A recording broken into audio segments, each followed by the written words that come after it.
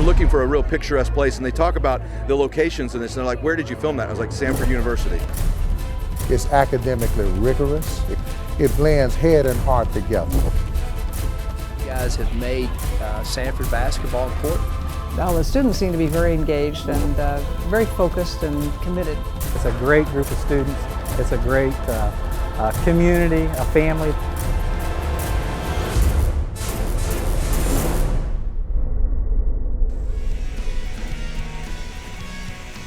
Springtime is here at Samford University. The color's out, the heat's turned up, and the quad is the place to be.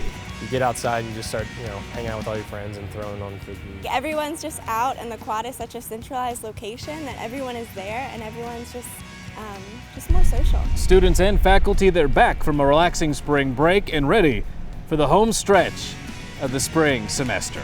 And welcome in everybody to the March edition of the Samford Chronicle. I'm Brad Radisi, and I know it's March, but Samford's campus played a role in the feature film October Baby. It's been released nationwide to rave reviews. And Samford was at the world premiere, sponsoring Birmingham's red carpet event. Birmingham's own Irwin brothers, who wrote and directed the film, were on hand, as were stars of the film. Scenes took place right here on campus. And Samford has been a hot topic around the country. Folks asking, what school is that? My goodness, I mean, how beautiful a campus. We were looking for a real picturesque place, and they talk about the locations in this, and they're like, where did you film that? I was like, Samford University. Because it's just, when we walked on, everywhere you turn was just, I mean, all you had to do was turn the camera on. There's like a real historic feeling there. You have so many beautiful buildings, the campus, the people, the employees, the faculty there. They're really helpful in letting us use it for filming. Yeah, it's a great school. October Baby is being shown on nearly 400 movie screens nationwide. They had a great opening weekend. And with April on the horizon, that means commencement isn't that far away. And once you throw away that cap and gown, it's time to go to work. That's where the Career Development Center's Career Fair 2012 comes into play. It introduces employers, companies like Regions Bank, Health South, Enterprise Rent-A-Car, and Affleck to Samford students, and they like what they see. I think that Samford does a really good job of building character for their students and helping them learn to network and work as a community and as a team. Career Fair provides you the jobs, and it makes it a lot easier to be able to build your networking opportunity and your networking list. And then you get to do everything hands-on. You get to see them face-to-face, shake hands, and really sell yourself. So this gives you you skip a couple of steps. Financial guru and best-selling author Jim Rogers spoke at the Brock School of Business. He talked about his journey around the world, the rise of China in the financial markets, and offered some advice to the future business leaders. I suggested to them that agriculture is going to be one of the most exciting and prosperous industries in the world, that they should pursue it, but only if they love it. If they really love finance, go ahead and go into finance, although it's going to be difficult. Rogers, an Alabama native, now lives in Singapore with his wife and 2 young daughters. And while Mr. Rogers talked finances, it was Mr. Wendell Berry who talked the neighborhood. The famed writer lectured for the Thomas and Marla Courts Distinguished Author Series.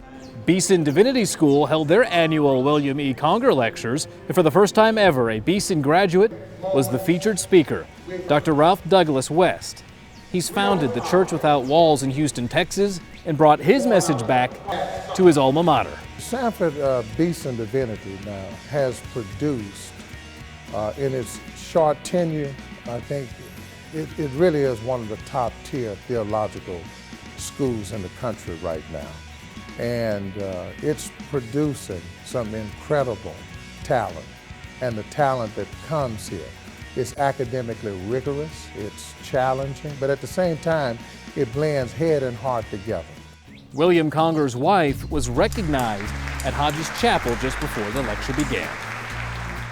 Meanwhile, the Christian Women's Leadership Center sponsored Dr. Ellen Ott Marshall to speak at the Marie Neesmith Fowler Lecture. Her message to a packed Reed Chapel was simple: learn from the scholarship of women in the field of Christian ethics.